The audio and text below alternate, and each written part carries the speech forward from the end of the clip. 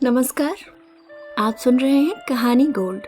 आइए दोस्तों सुनते हैं लेखिका पूनम अहमद जी की लिखी कहानी मेरी बेचारी वॉच लिस्ट।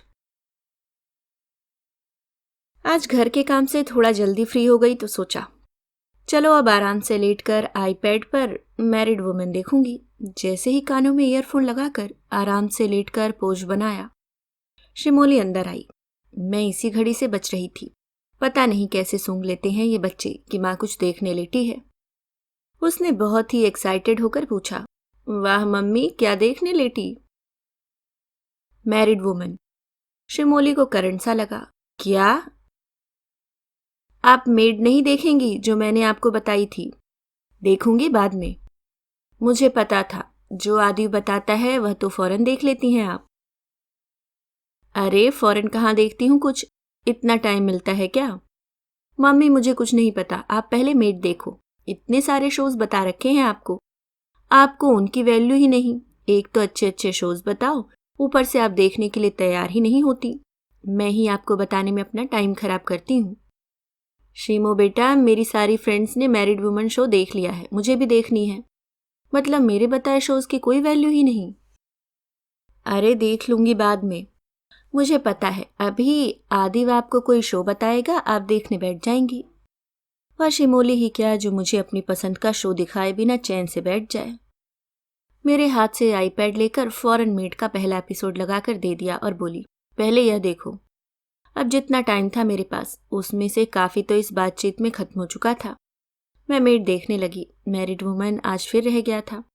यह कोई आज की बात ही थोड़े ही है, यह तो मेरे माँ होने के रोज के इम्तिहान है जो मेरे दोनों बच्चे शिमोली और आदिव लेते रहते हैं। मैंने अनमनी सी होकर शो रोका और सोचने लगी कि मेरी वॉच लिस्ट में कितने शोज हो चुके हैं जो मुझे देखने हैं, पर कितने दिनों से देख ही नहीं पा रही। होता यह है कि आदि व शिमोली जो शो देखते हैं, जो उन्हें अच्छा लगता है, दोनों चाहते हैं कि मैं भी जरूर देखूं। पसंद दोनों की अलग अलग है।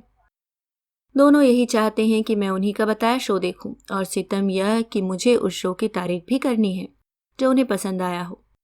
अगर कभी कह दो कि उतना खास तो नहीं लगा मुझे, तो सुनने को मिलता है कि आपकी पसंद ही नीचे की हो गई है। पता नहीं अपनी फ्रेंड्स के बताए हुए कौन कौन से आम से शोज देखने लगी हूं। मतलब तुम्हारी पसंद खास, मेरी आम। बहुत नाइंसाफी है भाई। इंसान बाहर वालों से ज्यादा अच्छी तरह निपट लेता है, पर शिमोली और आदिव से डील करना मैनेजमेंट के एक पूरे कोर्स को पास करना है। पिछले दिनों आदिव के कहने पर कोटा फैक्ट्री के दोनों सीजन देखे।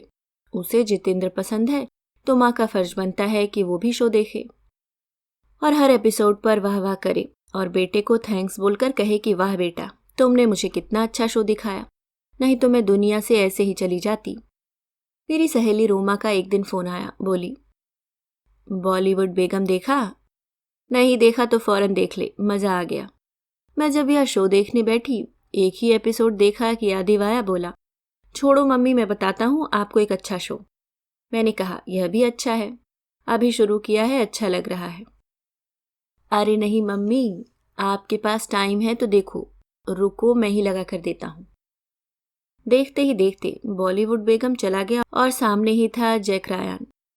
यह टाइम भी तो वर्क फ्रॉम होम का है, सब बाहर जाएं तो कुछ अपनी पसंद का चैन से देखा जाए, पर नहीं। पता नहीं कैसे कुछ भी देखना शुरू करते ही सब अपनी अपनी पसंद बताने आ जाते हैं। अरे भाई, मेरी भी एक बेचारी वॉच लिस्ट है जो मुझे आवाजें देती रहती है। बच्चों की तो छोड़ो, बच्चों के पापा वीर भी कहाँ कम हैं। उन्हें एक्शन फिल्म पसंद है, तो वे चाहते हैं कि जब वे देखें तो मैं उनकी पसंद की मूवी देखने में अपनी हंसी कंपनी दूं। उन्हें अच्छा लगता है अपनी पसंद की मूवी मेरे साथ। जब गाड़ियां हवा में उड़ रही होती हैं, मेरा मन करता है कि किसी कोने में बैठकर कानों में ईयरफोन लगाऊं और आराम से कोई अपनी पसंद का शो देख लूं। कोशिश भी की तो वीर ने फरमाया, अरे नैना आओ ना, तुमने सुना नहीं, साथ मूवी देखने से प्यार बढ़ता है। एक दूसरे के साथ टाइम बिताने का यह अच्छा तरीका है, आओ ना। मन कहता है, अरे वीर इंसान, अकेले क्यों नहीं देख लेते एक्शन फिल्म? इसमें भी कंपनी चाहिए। कोविड के टाइम रात दिन साथ बिताकर साथ रहने में कोई कसर रह गई है क्या? मुझे सस्पेंस वाली मूवीज या रोमांटिक कॉमेडी अच्छी लगती है। बच्चे ऐसी मूवी के नाम भी बताते हैं, पर दोनों के बीच यह कंपटीशन खूब चलता है कि मम्मी किसके बताए हुए शो को देख रही हैं। यह अच्छा तरीका है, सिबलिंग रिवेलरी का। पुराना तरीका अच्छा नहीं था, जहां बस इतने में निपट जाता था कि मम्मी ने किसे एक लगाया, किसे दो, किसे ज्यादा डांट पड़ी, किसे कम। अब उस दिन मुझे हॉस्टेजेस देखना था। हाय रोनित राय, जमाने से फैन हूं उसकी, पर इतनी आसानी से कहाँ देख पाई। दोनों से प्रॉमिस करना पड़ा कि हॉस्टेजेस खत्म करते ही एवेंजर्स और द इंटर्न देखूंगी। देखे भी अच्छे थे, पर मेरी अपनी लिस्ट का क्या। जब रोनित राय का कैंडी आया, मुझे ना चाहते हुए भी साफ साफ कहना ही पड़ा कि अब मैं इसे देखकर ही कुछ और देखूंगी।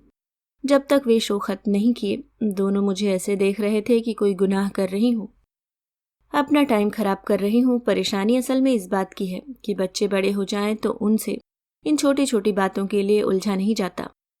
लगता है कि छोटी सी फरमाइशी तो कर रहे हैं कि हमारी पसंद का शो देख लो, पर इस चक्कर में अपनी वॉच लिस्ट तो लंबी होती जा रही है ना। देखिए, जितनी छोटी यह प्रॉब्लम सुनने में लग रही है ना, उतनी है नहीं।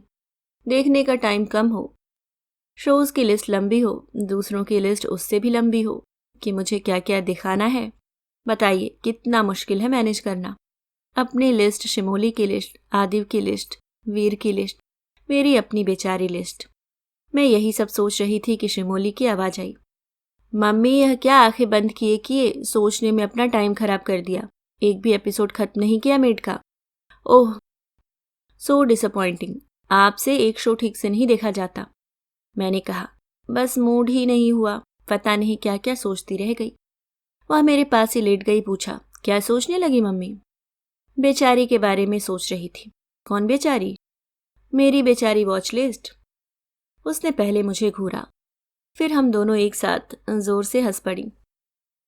अभी आप सुन रहे थे लेखिका पूनम जी की लिखी कहानी मेरी बेचारी वॉच लिस्ट।